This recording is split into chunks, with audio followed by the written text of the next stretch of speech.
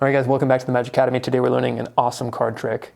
There's the sort of advanced version of it or the more beginner-friendly version of it, where you have a card predicted. No one knows what the card is. And then from there, two spectators pick two different numbers, say between 1 and 20. And then we mark those locations with the jokers. And sure enough, those two marked cards match. Say they're two 7s or two 8s. And then we add those two cards, those two numbers together, and we find the third matching card for a 3 of a kind. To end things beautifully, your prediction creates the perfect 4-card match for a 4 of a kind. It really is an awesome trick, so I hope you guys enjoy it. All right, guys, for this trick we need a couple things: the jokers and the lucky die. From there, we'll go ahead and give the cards a good shuffle, just for good measure. What do you think? 2 table shuffles should suffice. Oh yeah, and we do need to have 1 prediction card. We'll leave that right there. Now the die is going to tell us exactly where the next 2 cards are going to come from. So we'll roll it 3 times for each card. So let's do it real quick. That's 5, plus 1 is 6, plus 2 is 8. So we're going to mark the 8th card with a joker. 1, 2, 3, 4, 5, 6, 7, 8. Joker number 1. We got 8, and then we've got 4, plus 1, plus 3, that's 7, right? 1, 2, 3, 4, 5, 6, 7 cards. Joker number 2 marks that spot. So let's see what we got here. We've got the 2 jokers marking 2 cards.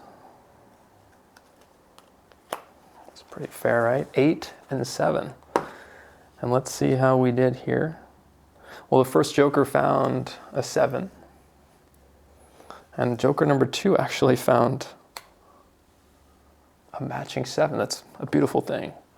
Now what if we take it a step further? Let's see, 8 plus 7, 15 cards down. Let's see what we get. That's 1, 2, 3, 4, 5, 6, 7, 8, 9, 10, 11, 12, 13, 14.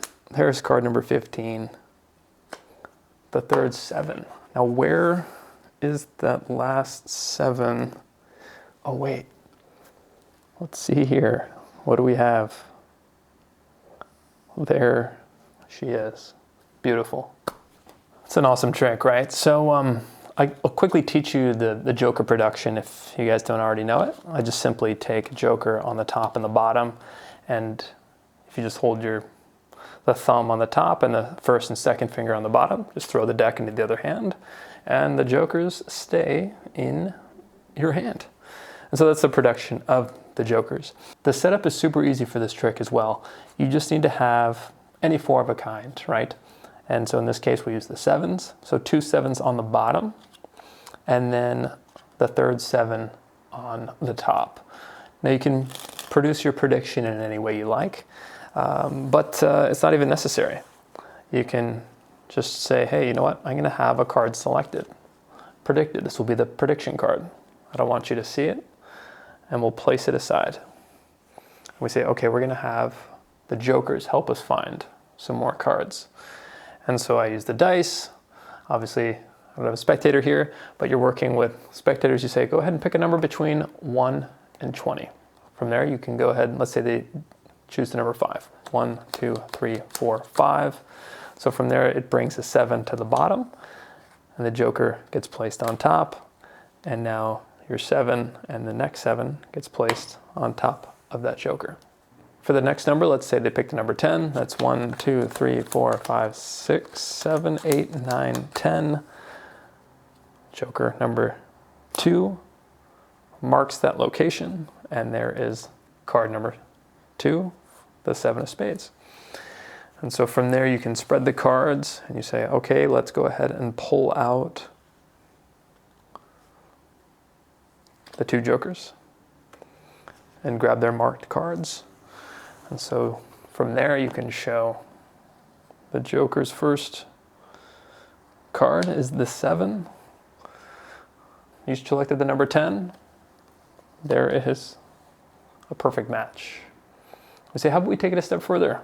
Let's add your 2 numbers together. So that's 15. What would that do here? Let's see, 1, 2, 3, 4, 5, 6, 7, 8, 9, 10, 11, 12, 13. Card number 14, Card number 15, that third 7. And of course the prediction card, the 7 of hearts. Incredible, right? So let's look at the more advanced version. Let's say you wanted to have the audience shuffle these cards. They can shuffle them as much as they want. And for me, what I like to do is whatever card's on the bottom. Let's try a different card actually. So let's say the 10 of diamonds was on the bottom. That's going to be the 4 of a kind that we're going to use. So what do? What I do is I spread the cards, and as I'm spreading, I'm looking for the other 10s. And as I see the first 10 show up, they happen to be right next to each other, I lift my hand up to say, I don't want you to see the prediction, right? And this is what I'm doing behind the scenes. I'm pulling that first 10 back and over to bring it to the bottom. And then the next 10 I see, I out jog it. I say, okay, I think this is going to be my prediction card. Make sure they don't see it. And when I see the fourth 10, I'm pulling that card out like so and bringing it to the top of the deck like that. And so from there you say, here's my prediction. We'll set that aside. And now you're set up for the routine. You have 2 10s on the bottom and the 1 10 on the top. It takes a bit of practice to get used to pulling the card out like so, and avoiding the flash, and then getting used to pulling a card from the back and bringing it to the top. So just shuffle the cards up and just keep practicing that, and you can really do it quite quickly over time. And the fact that they shuffle the cards, right, it makes it that much more convincing. And you can even do a table shuffle if you're sitting on the table, just keeping those bottom cards and top cards intact.